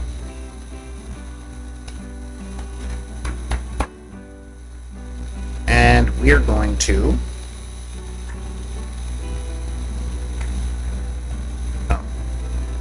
here we go. I'm going to open them up, take some hot glue. And then we're going to glue them together. Okay? Try and make sure Yeah, because we're just bulking them up. Okay, that's it. Yeah, a little bit of hot glue. Now I've got my hot glue gun set on high, which might actually melt the thing. Okay. And the next thing that we're going to do is we're going to take our stick.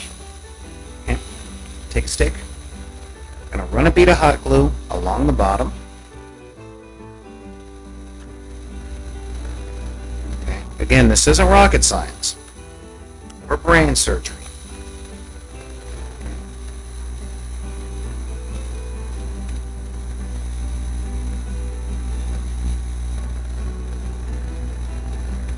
And now that we got that, we're literally just gonna stick it on, make sure that it stays up straight. Okay?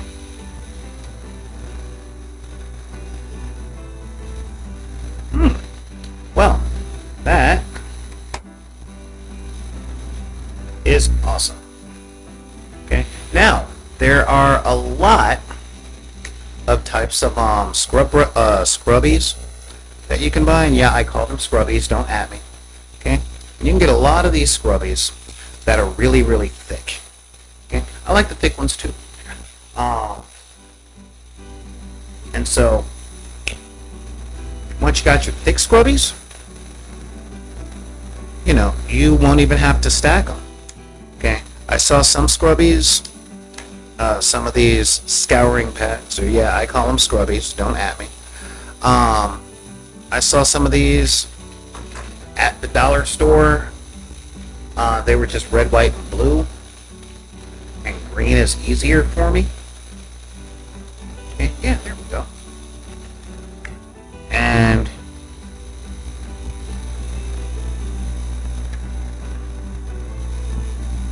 here we go. What's up?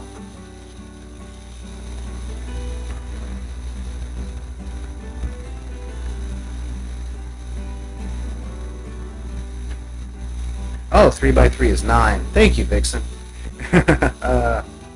My mistake. Okay. Yeah. Now, if you end up with this little action going, that's not a big deal. But yeah, there you go. Now we got hedges. Alright? Now there's a little trick that I like to use with these.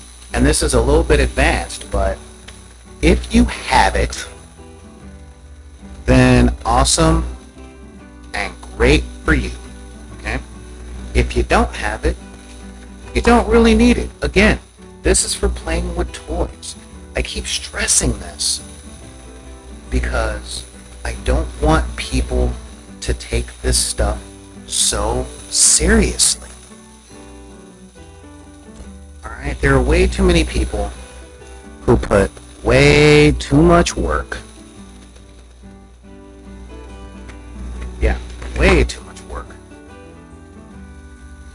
into stuff because they're afraid of what other people will say. And once they have that much work into something, it's like, is it still fun? You know? Now, I think about these things, I think about stuff like hedges because I grew up in a house that had hedges. Okay? And hedges are fun. You know. When I was a kid, I used to like to try and jump over them. You know, that's how we get out. And yeah, literally, this takes no time. This is literally, oh, see? Knew it, didn't even cut a straight line. That's okay. So, we're just going to cut this down a little bit more. Try and keep it relatively open, relatively easy. You know. Is it a little smaller than an inch? Yes. Is the line straight? Nope. Does it matter? You know, do I care? Not in the least. Of course, I don't want the top of the hedge. Okay, yeah, look at that. Good. Now we're just gonna glue them together.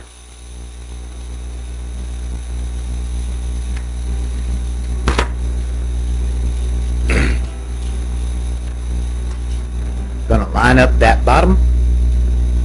Line up the bottom, bam. Okay.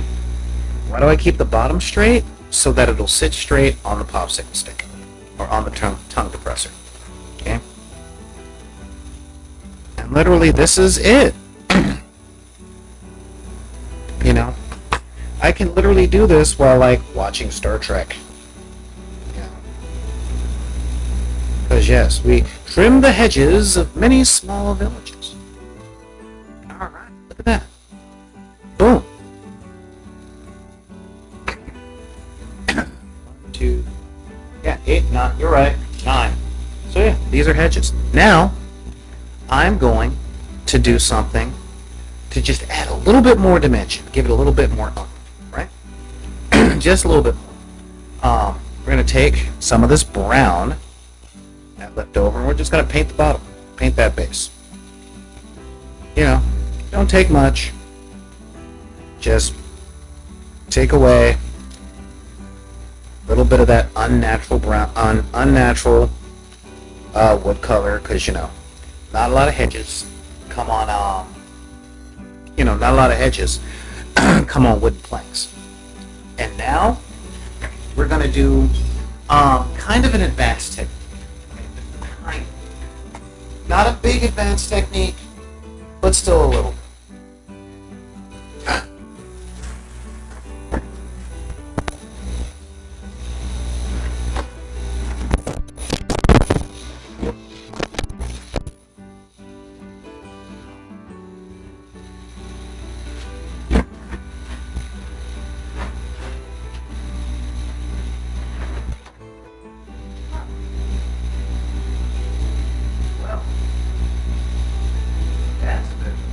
I can totally hear my critics right now. You need to be more prepped.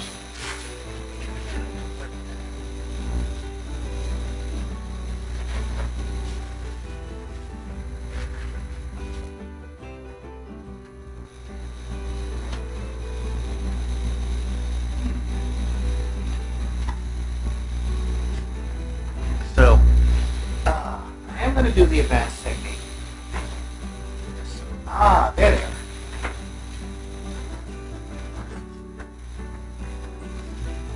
Yeah, there we are. Okay, now what I've got here,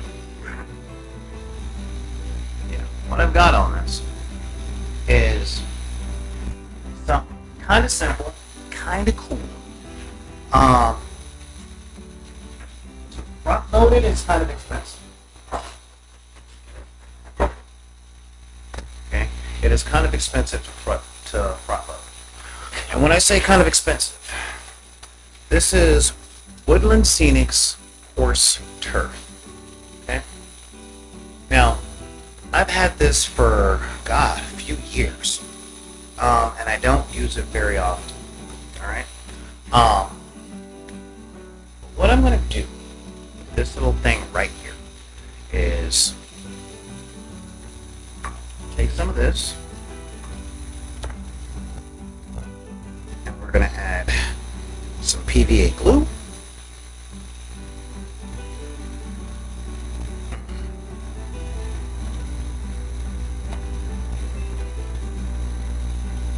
I'm going to add a little water.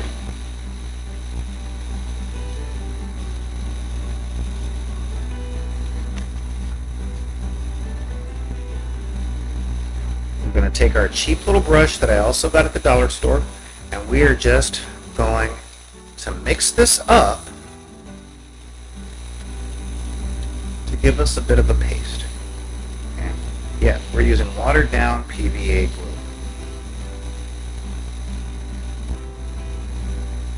Okay. And again, this is just using the tongue depressors at their full length. You can cut these things down, you can make yourself a little hedge maze. There's a whole lot that you can do.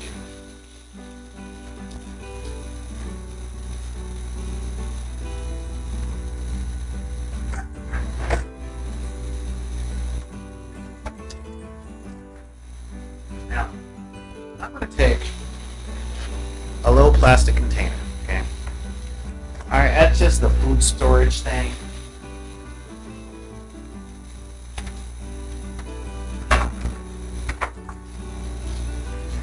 Doesn't take much. we're going to do is we're going to put the coarse turf into this little thing. Okay? Yeah, a couple of pinches. But I'm going to make a lot. Alright. And we're now going to take our spoon, our thing, and we are going to, yeah, you guys see where this is going. Y'all see where this is going. This is super simple, pretty easy. You know, I know what you're thinking. Why don't I just dump the whole thing in? You could. You know, but you'll be using up a lot of materials because this stuff is literally made to absorb. So, again, I'm all about that whole cost prohibition thing. Too many gates, too many years of too many games being cost prohibitive. Okay? But yeah, we get this nice and covered. Nice and covered. Look at that. Okay? And see, the base is already green. And this is good. Okay? Less work. Yeah.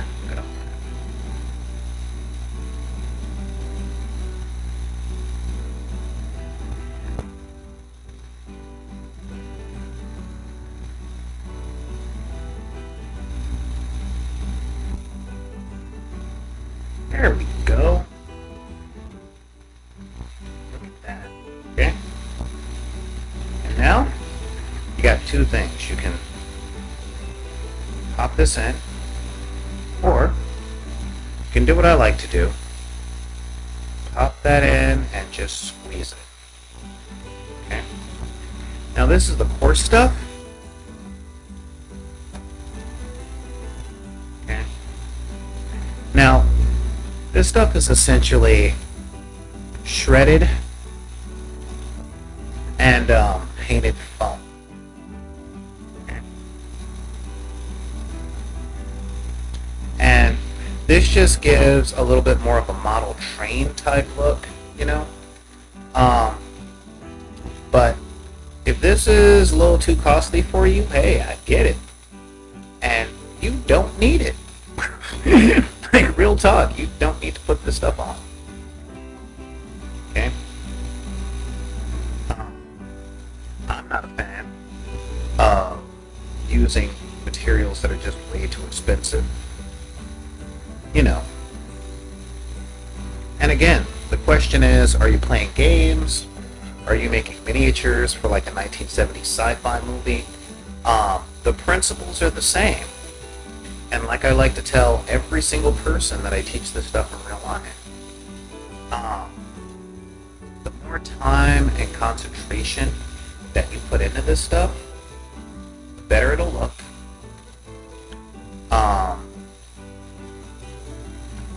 Just don't get caught up in the wrong stuff.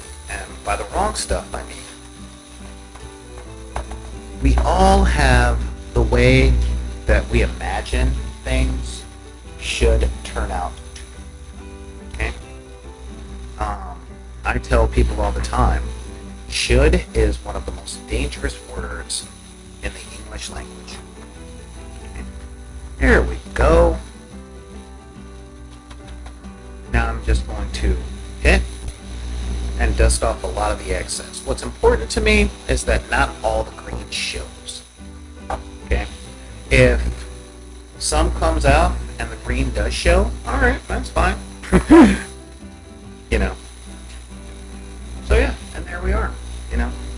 Got a few little white spots. Okay. There. Boom, boom. Now, there are other things you can get. You can put flowers and stuff on here if you want to, but it ain't that critical.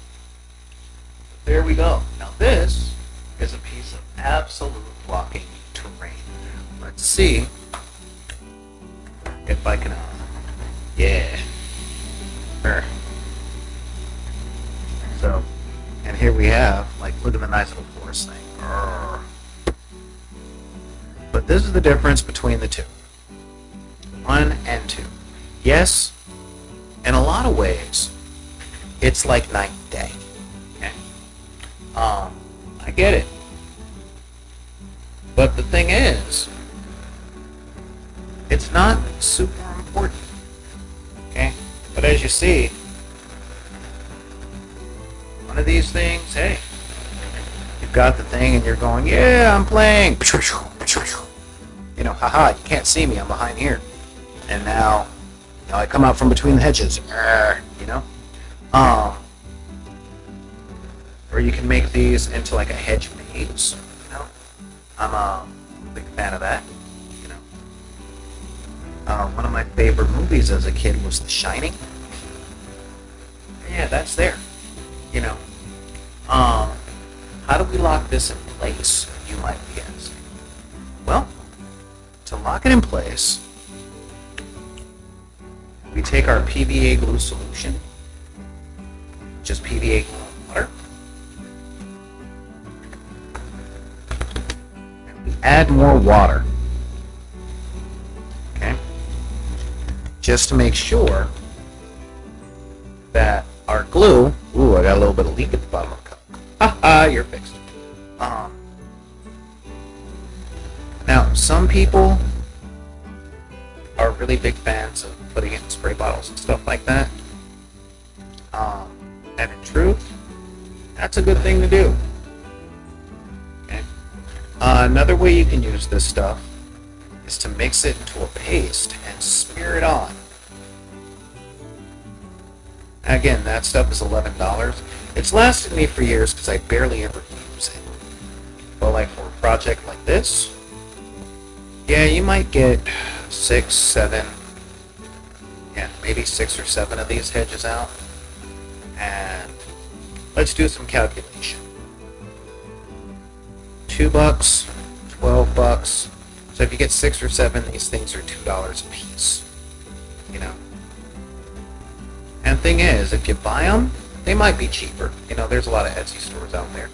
So really, it's a matter of what the market has. You know, what does the market have? What does it desire? And now, again, you don't have to use this stuff. You know, I don't always. I like the way it looks when I do use the stuff. But when I play, most of the time these things don't make a difference. As of late, I've been doing a lot of games that have different damage types. So, stuff that can easily be set on fire, I like to put up. Right? Like I said, I had some stuff laying around. And these things are nice and sturdy. And once this stuff dries, okay? Once this little solution dries, this thing is going to be rock solid. I'm going to, sprinkling different color flocking, dude, totally. This stuff comes in 100 flavors. Now, I got mine, you can order it off Amazon. I got mine off of, I got mine at a model train store that I found. Not far from where one of the gaming stores that are friendly to the channel is. I was like, what? There's a model train store here? Oh my god, you got the Woodland Scenic stuff. Neat! You know? And they were like, yeah. So yeah, I had it, and you can always, like, catching this stuff on sale is great. I'm a fan of it. Yeah, there we go. Now, most of the time, this heavy stuff is used super sparingly. Alright, that's why, I'm talking like a little bit of tufts of grass on a piece of scenery that just needs a little bit,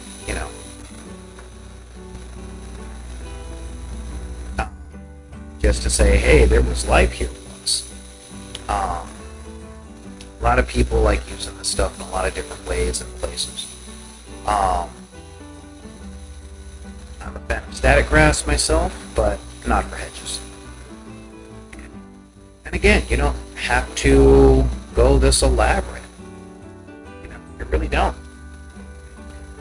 I should have just dumped it. I want this really, really soft. Really soft. Okay. But yes, because a solid shrubbery does seem kind of antithetical when you say it out loud, I know. But I want this thing strong so that when my little kids play with it, they don't have to worry about breaking it or this stuff coming off. You know? So I get it in there. Now this will be ready in like 2 days. And, I'm probably gonna set it someplace with it so that my can really get in there and set it straight, and that'll be really awesome. You know. But yeah, looking at it here, you know, that's what the thing looks like when we're on it. You know? So yeah, I'm a big fan of that. You know, but yeah, but you don't need to. You can literally just use these, and they're fine. You know, they're fine. They work. They're great. But as I said, the more work you put into this stuff, the more you'll get out of it. Okay. This can be a little bit of, and again, 11, 12 bucks, you know, that can add up pretty quickly, right? That can add up pretty quickly. But yeah, I mean, that's a big thing. But again, did some very cool stuff today. See, I can actually touch this now. Okay. And yeah, so if I wanted to, I could add a couple of stuff. This is going to take some time to dry. So, let's head back to the normal spot on the Wizard's Tower, and let's continue our conversation.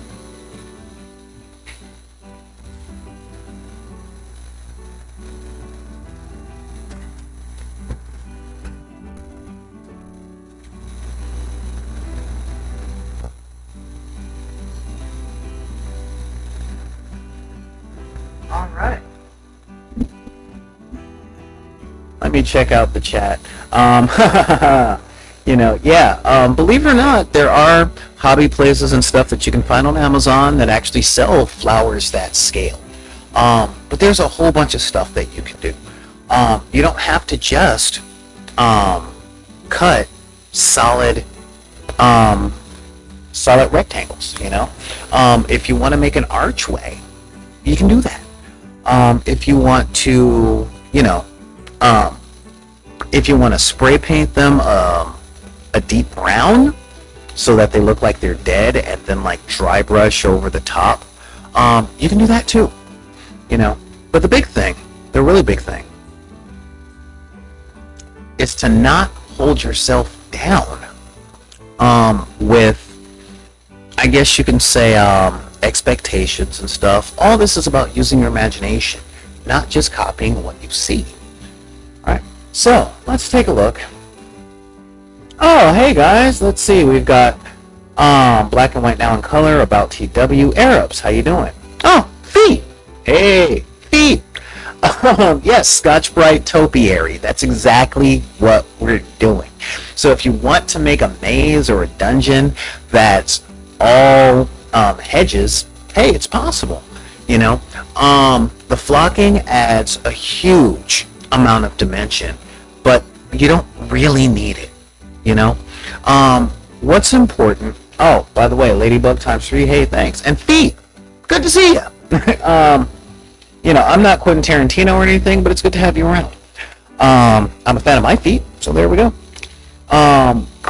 What's important is that these are things that you do and put together because you want to do them and put them together, be it for play, be it for display purposes, all that stuff. As you guys know, can I spray acrylic from a spray bottle? The answer is kinda. There are acrylic mediums, like I have a whole, I've got like a quart of acrylic medium for airbrushes that I could spray from a spray bottle. I prefer not to. The standard thing that people use is floor wax. You know, floor wax is one of the old school methods of keeping the stuff on. But yeah, there's a whole bunch of other things you can do. I find like making a flocking paste out of PVA glue, i.e. Elmer's glue, and baking soda can give you a good snow effect, especially if you were like me and like to take the baking soda and go, all right, there we go. You know, so if you want to do like snow-capped mountains and things like that, you can. There's, again, most of these things were found out and put together through experimentation. What I will say is that less is more. Okay, less is absolute more.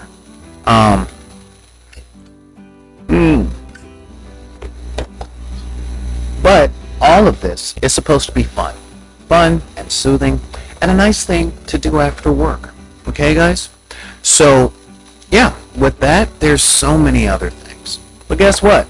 I've been here for 3 hours, but in that 3 hours, I gave you the fundamental principles of a dungeon tile. And again, this one is 1 foot by 1 foot. If there is sunlight tomorrow, what I'll end up doing is put everything out there, and who knows, maybe we'll do another hobby haul tomorrow depending on what my Saturday looks like. I'm really not sure. And I got to start filming these battle reports, so I have to get these things done as well. Now, these are the things that we're putting together, and they don't cost that much. I don't want to be one of those channels that are going, yeah, you know, you could do this, and then I show you something amazing, and then it makes you feel like you want to do that. Nah, you don't. I ain't even about that.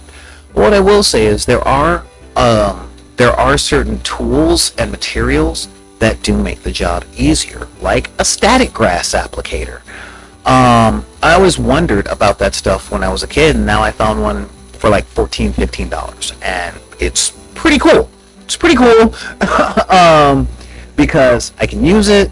I get the static grass on there. It looks pretty good, and I can create an encounter. But if you have just the foam core, you can cut out a 1 foot by 1 foot piece of foam core on the foam core and make something just like this. All right, I mean it's really simple.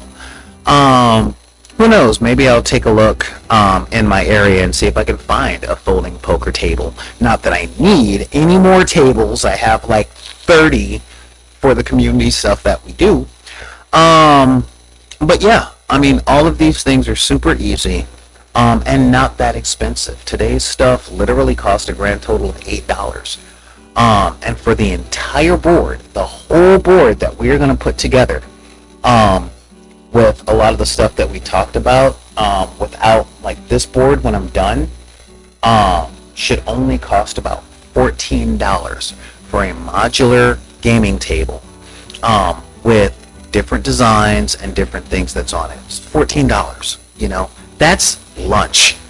And I'm a big fan of doing stuff on that level, because yeah, seriously, I don't have that much money to spend up front. I got bills, I got to keep the internet going, I have a mortgage, I got to eat.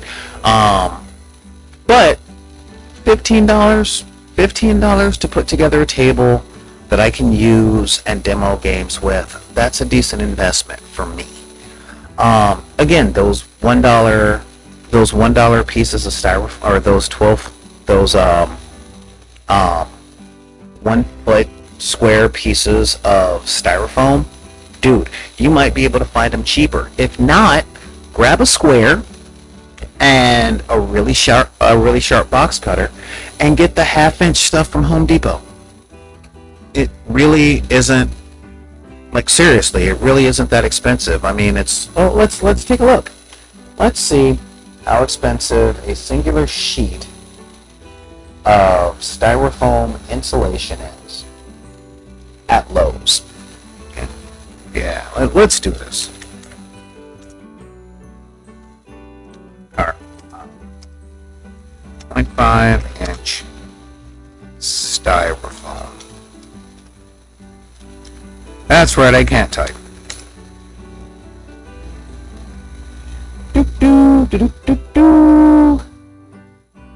16 pack.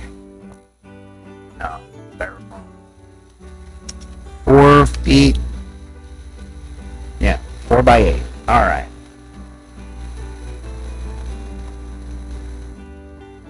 Foam board insulation at Lowe's. Oh, if only they sold it. If only they sold this stuff in my area. Yeah, foam board insulation. Let's take a look at this. Here we go. Because, yeah, the maximum value or 10, I would love it. Unfortunately, they don't sell it where I am.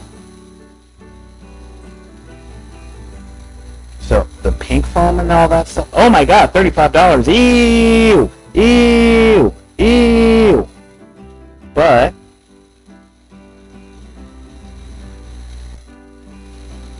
oh wow, look at that. Let's see here. Ah, god, that's all super expensive. There we go, polystyrene.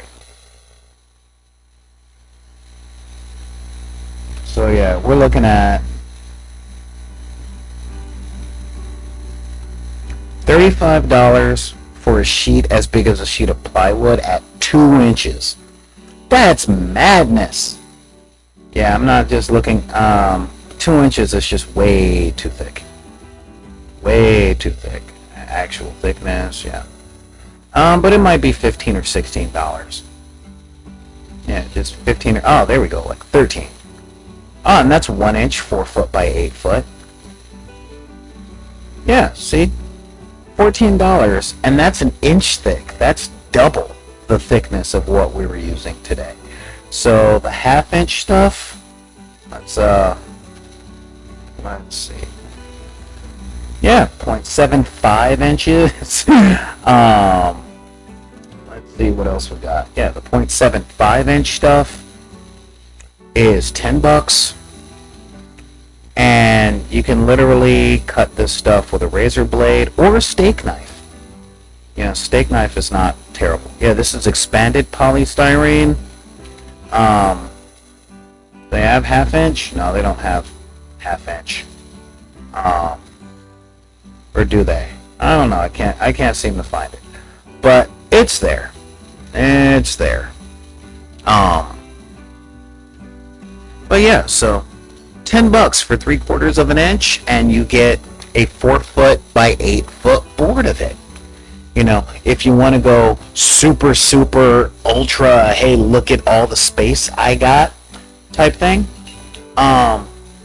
you can get the 2-inch stuff for $35 if you're rolling like that. If you're not rolling, if you are rolling like that, I could use a subscription. That'd be nice. But if you're like me, you know, then the 3/4 inch stuff is fine. It's fine, you know. And now that stuff comes with like this plastic coating on top, but that's easily cut off. And if you cut it off vertically or horizontally with like a bread knife, you'll make a great big mess, which is always fun. But you'll also get more texture, you know. And again, that's the whole thing about making ground. And the 2-inch stuff is great for making things like mountains and things like that. So you have so many options that you can play with. It is crazy. Yeah, it really is a whole bunch of stuff. So the important thing, the really important thing, is cover it with PVA, or, you know, cover it with glue or Mod Podge.